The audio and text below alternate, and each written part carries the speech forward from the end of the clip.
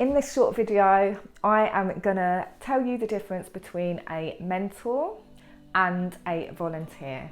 So welcome to my channel. If you haven't subscribed, get over there and subscribe. I bring to you what it really is like to work as a probation officer. So this is helpful for you if you are thinking of being a probation officer, or if you're just interested in wondering what it is probation officers do, or if you are interested in going into work in the field of psychology or forensic psychology, then I'm your go-to person because I have insider knowledge that no one has. You won't find this on Google, you won't find this on the Ministry of Justice website. It's all up in here. Welcome to my channel, and let me get into telling you the differences between a mentor and a volunteer.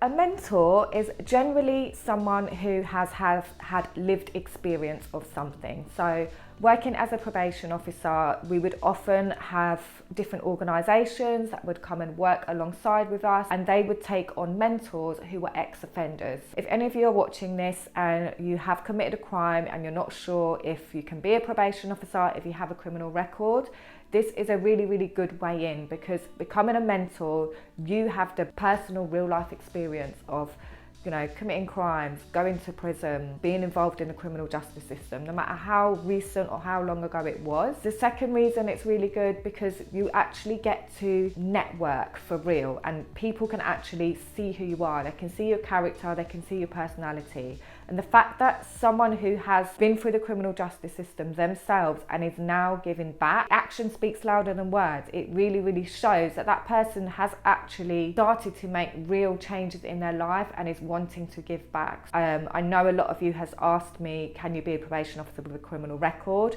This is one of the ways that you can build up your experience and build up that level of responsibility that may make employers more likely to take you on. So yes, a mentor is someone with lived experience. So for example, I currently am a mentor for Westminster Uni, because I have lived experience of being a probation officer. I've done that job, I've worked in the criminology field, so I'm able to be a mentor to students who want to do that kind of thing. Let me now break down for you what a volunteer is. And the reason I'm doing this video is because, again, I've had a lot of you asking me, how can you get volunteering? How can you get volunteering roles?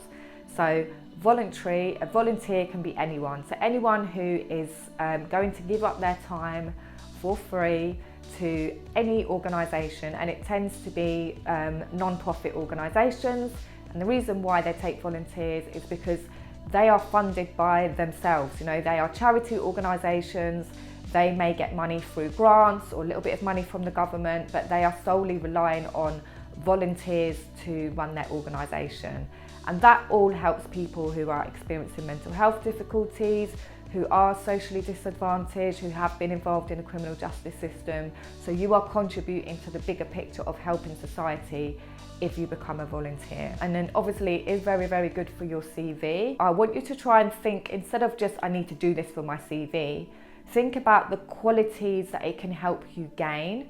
So if you do want to be a probation officer or anything within forensic psychology, criminology, sociology, you are going to be working firsthand with people. You are going to have to show empathy, high level of communication skills, deal with challenging behaviour, but also deal with the challenges that happen and arise within these services and organisations.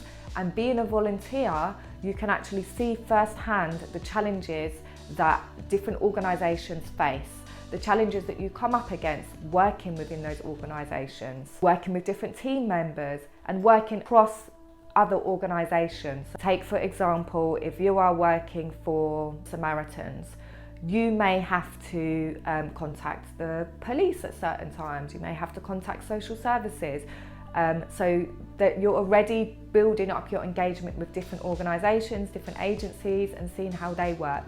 And maybe by working for them organisations, by working closely with the other ones, you're able to see, oh, I'm interested in learning a bit more about social services, and maybe you might find your path that way. So it really, really does help you figure out what path you want to go on, try different things without putting too much commitment in. Obviously, as a volunteer, they expect you to put some level of commitment in because they are relying on you, and that all helps as well. You get used to the kind of world of working where you're going to have to show up and be committed. So some examples of volunteering that I done, I was a youth offending panel member, so I can leave details of that below, but I basically sat on the panels. So youth offending tend to prefer to divert young people away from the criminal justice system where possible. As a part of my role, I would sit on a panel of a couple of other people and decide, okay, what should that young person get instead of going to court? So it could be things like, I think they had a referral order, but things like unpaid work, or did they need to do some other activities that were going to help them stop offending, and their parent or carer was there as well as the young person. So that was a really, really good experience.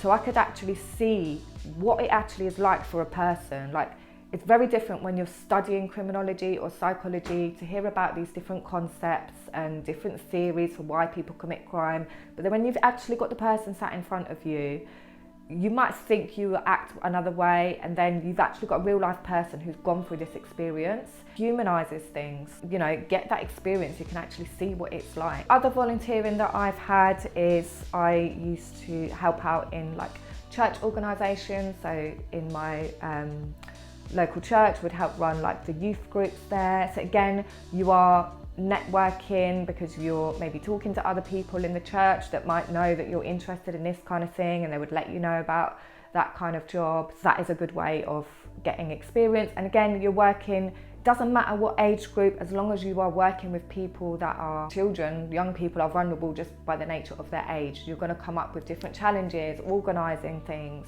arranging things, talking to different people, and it will really build your confidence as well, because you are seen as the leader in those situations. You are going to have to take charge, you are going to have to make decisions, and you're also making an impact. You don't realise sometimes how much of an impact you can have on someone's life. So I hope that helped you understand the difference between mentor and volunteer. If you are looking for specialist expert help because you're having trouble making a decision with what career you want to do, or maybe you have got a criminal record and you're thinking you want to get into something where you're giving back, then I run probation clinics on a Wednesday. I will leave the link here so you can actually go and sign up, and we have live group sessions where I can offer you my expert advice so that you can feel confident, that you can feel clear, and that you have the knowledge to be able to go forward with your career and with your life. You can also, if you're not already, follow me on Instagram and TikTok, where I share just more little snippets of what it's like to be a probation officer, and I help you with study skills as well.